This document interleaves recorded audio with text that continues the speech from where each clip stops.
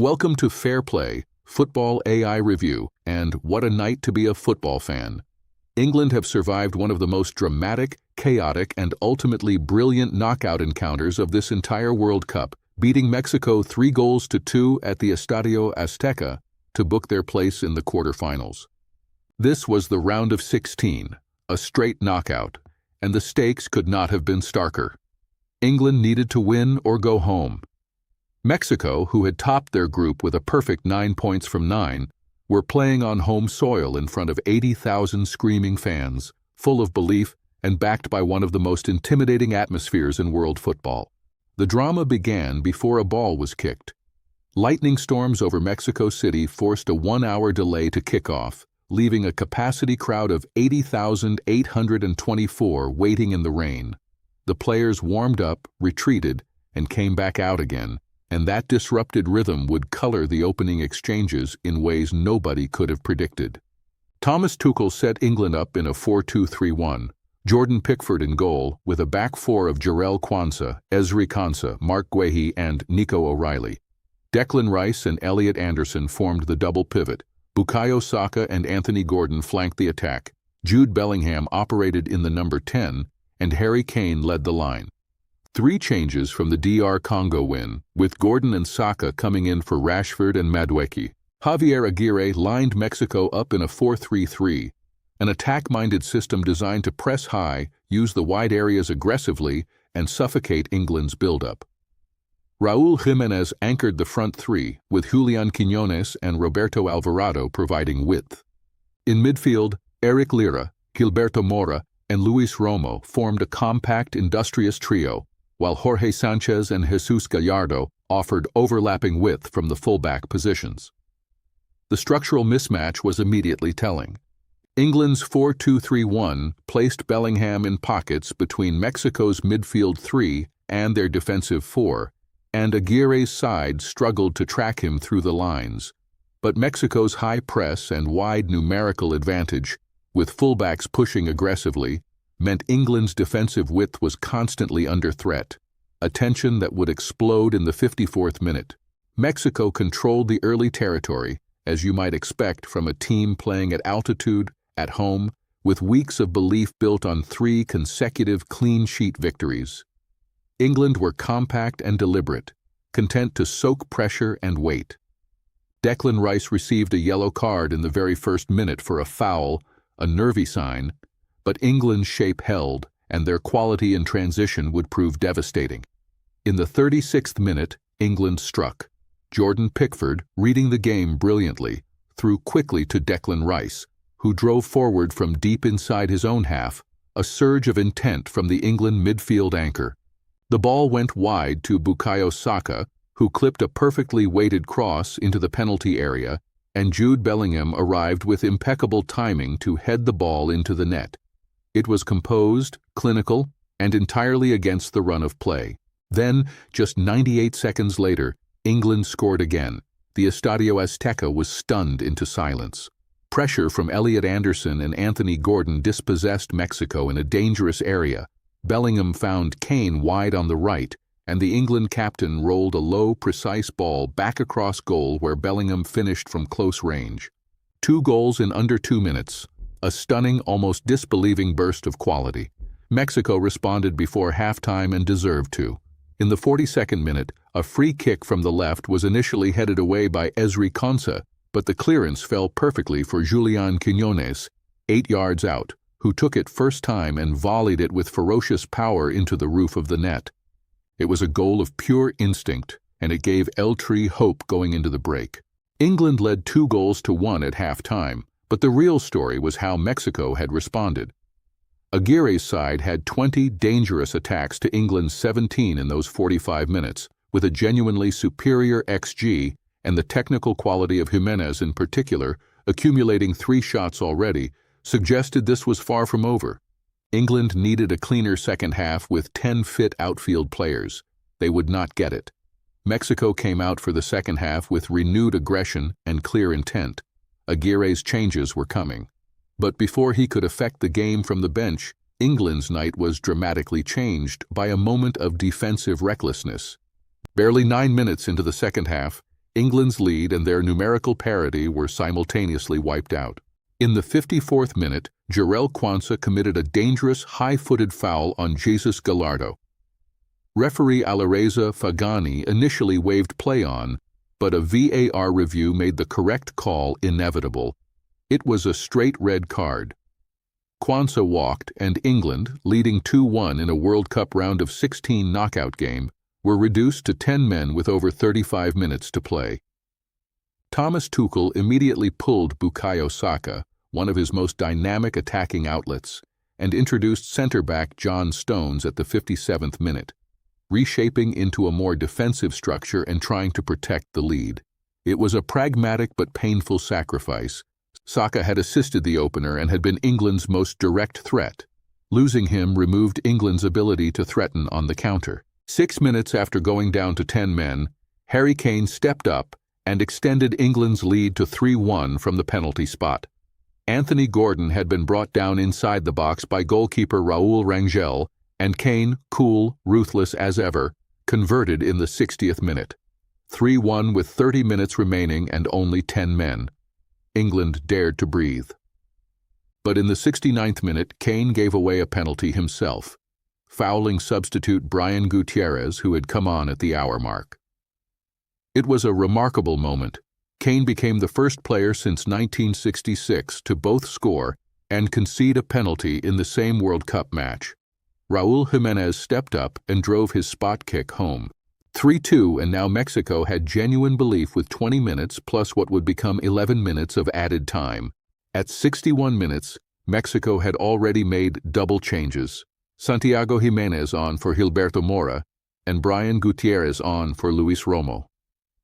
Both substitutions injected pace and directness into the Mexican attack, and Gutierrez in particular had an immediate impact, winning the penalty that led to Jimenez's goal within 8 minutes of entering the pitch. Dejed Spence replaced Nico O'Reilly at 74 minutes, and Dan Burn came on for Elliot Anderson a minute later. Tuchel was now managing the game from a position of desperate concentration, packing his defensive structure with aerial and physical presence as Mexico threw numbers forward. England were clinging on, but organized and determined. Alvaro Fidalgo came on for Jorge Sanchez at 79 minutes, giving Mexico more technical control in central areas, and Guillermo Martinez Ayala replaced Julian Quiñones at 81 minutes, Aguirre chasing the goal that would take the game to extra time. The atmosphere inside the Azteca was thunderous, and the final minutes felt like an ordeal for every England supporter on the planet. The decisive moment of the match was, without question, Harry Kane's penalty in the 60th minute. Yes, Quansah's red card changed the shape and the tension, and Jimenez's penalty made the closing stages unbearable, but it was Kane's converted spot kick that ultimately proved the winning margin. England never surrendered that one-goal lead despite the chaos of the final 20 minutes and 11 additional minutes of stoppage time. Mexico's possession statistics were extraordinary. 67% of the ball, 418 accurate passes with 92% accuracy, 12 corners, and 20 shots in total compared to England's 6. Their XG was 2.08 to England's 1.8, meaning on the balance of play, Mexico actually deserved more. They were the better team across large portions of this match. Yet England's attacking threat was devastatingly efficient. 6 shots, 5 on target, and 3 goals. An extraordinary conversion rate driven by Bellingham's clinical double and Kane's composure from 12 yards. England hit the woodwork once too, through Bellingham. The stats do not tell the full story of England's quality in the moments that mattered.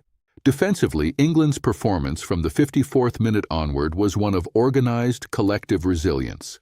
Guehi, Quansah, and later Stones and Burn formed a wall that denied Mexico the clear sight of goal they craved despite the relentless pressure.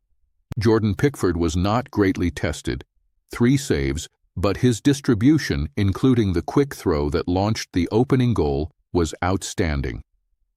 Jude Bellingham was the standout performer of the night and, frankly, one of the performances of the tournament so far.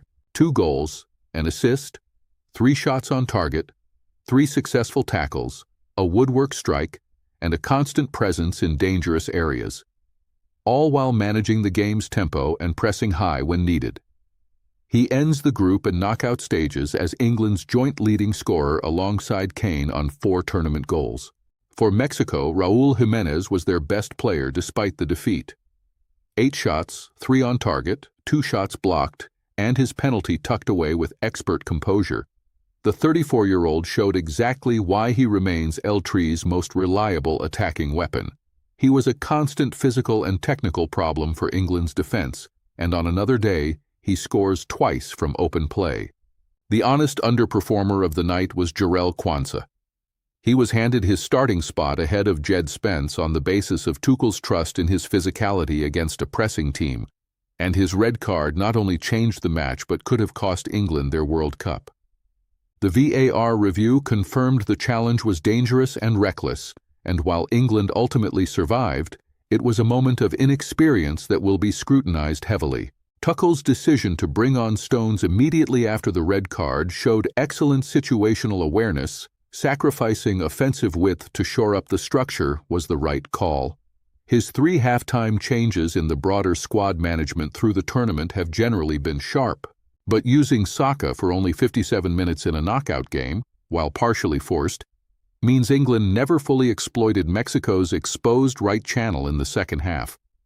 The head-to-head record between these nations is thin in recent history, and this result stands alone as the most significant competitive meeting in the modern era. England winning at the Azteca in a World Cup knockout game, coming through 10 men, surviving 11 minutes of added time.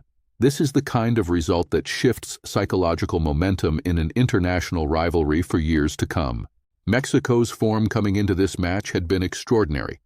4 wins from 4, 9 points from 9 in the group stage, no goals conceded. They were genuine dark horses for the tournament. England, by contrast, had been building momentum across their qualifying campaign with an unbeaten run that included wins over Serbia twice, Latvia, Albania, Panama, and Croatia, alongside a draw with Ghana. Mexico's elimination from the World Cup 2026 as hosts with a perfect group stage record is one of the shocks of the tournament. They finished their campaign with 5 goals scored, 11 conceded across qualifying and knockout, and a team that genuinely believed. Aguirre's side will be devastated. This was a golden generation, and for players like Jimenez and Quiñones, this may well be their last World Cup. England now face Norway in the quarterfinals on the 11th of July.